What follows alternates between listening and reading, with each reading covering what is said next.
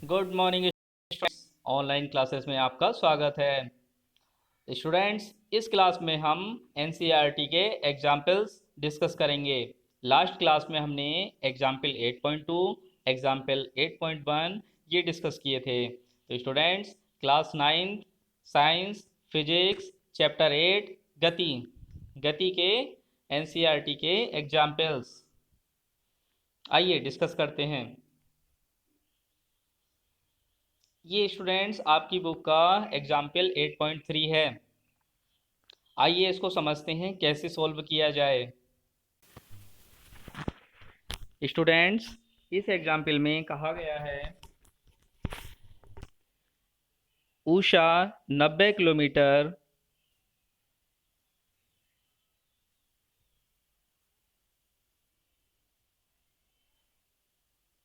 हाँ यहाँ ठीक है। इस एग्जाम्पल में कहा गया है उषा 90 मीटर लंबे तालाब में तैरती है। वह एक सिरे से दूसरे सिरे तक सरल रेखीय पथ पर जाती है। इट मीन्स सीधी रेखा में जाती है और फिर उसी पथ पर वापस आ जाती है।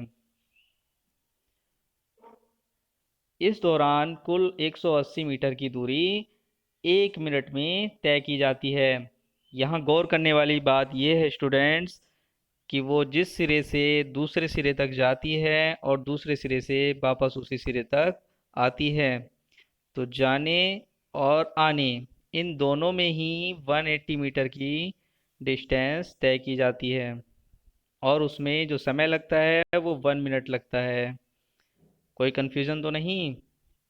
ठीक। तो ये कुल दूरी है। तो हमारे पास कुल दूरी है, कुल समय है और औसत चाल पूछी गई है। इसका फॉर्मूला आपको याद है।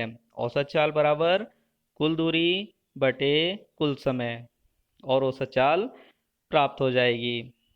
आइए इसको लिख करके सॉल्व करते हैं।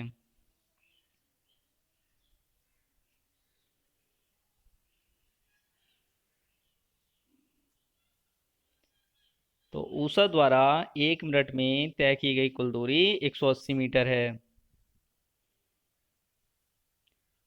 1 मिनट में ऊर्जा का विस्थापन 0।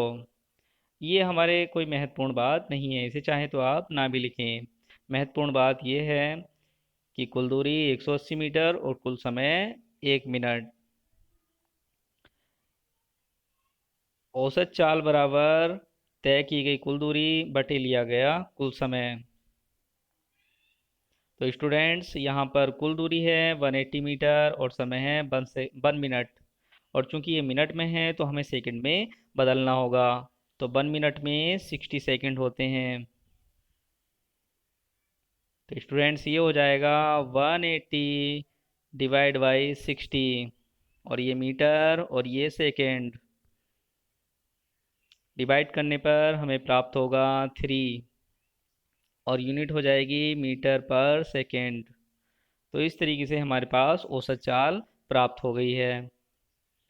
अब आइए हम अगला पॉइंट डिस्कस करते हैं जो इसी क्वेश्चन में पूछा गया है।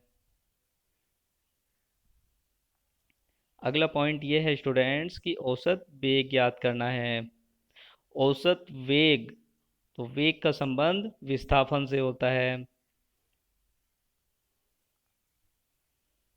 यहाँ पर कुल विस्थापन 0 है। विस्थापन, तो विस्थापन यहाँ पर 0 हो गया है। 0 क्यों हो गया स्टूडेंट्स? क्योंकि उषा जहाँ से चलती है वापस उसी बिंदु पर पहुँच जाती है। तो चली गई कुल दूरी कितनी हो जाती है स्टूडेंट्स? 0 मीटर। अंतिम स्थिति माइनस प्रारंभिक स्थिति, यही फॉर्मूला होता है विस्थापन ज्ञात करने का। तो विस्थापन बराबर 0 मीटर। इसी तरीके से स्टूडेंट्स अब समय की बात करते हैं। तो प्रारंभिक बिंदु से जाने और वापस उसी बिंदु पर आने में कुल लिया गया समय है 60 सेकेंड्स। 1 मिनट। 1 मिनट 1 मिनट का मतलब होता है 60 सेकेंड। तो जीरो को हम किसी भी संख्या से डिवाइड करते हैं तो आंसर हमारे पास जीरो ही प्राप्त होता है। तो औसत वेग हमारे पास हो गया है 0 मीटर पर सेकेंड। तो यहाँ स्टूडेंट्स दोनों चीज़ें हमने ज्ञात कर ली हैं। ये देखिए औसत चाल और औसत वेग। अब आइए ऑब्जर्वेशन करते हैं।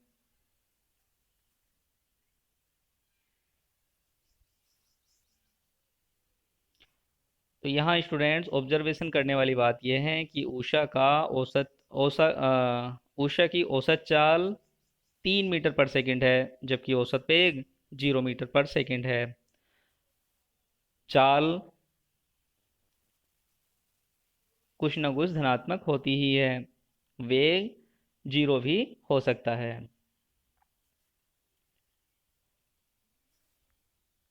यहाँ पर स्टूडेंट्स उषा लगातार गति कर रही है, फिर भी उसका वेग जीरो है, जबकि लगातार गति करने के कारण उसकी चाल जीरो नहीं है।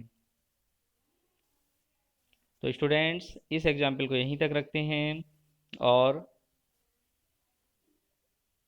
अगली वीडियो में हम नेक्स्ट एग्जाम्पल 8.4 डिस्कस करेंगे।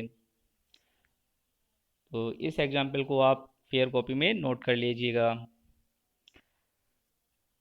धन्यवाद। जय हिंद, जय भारत।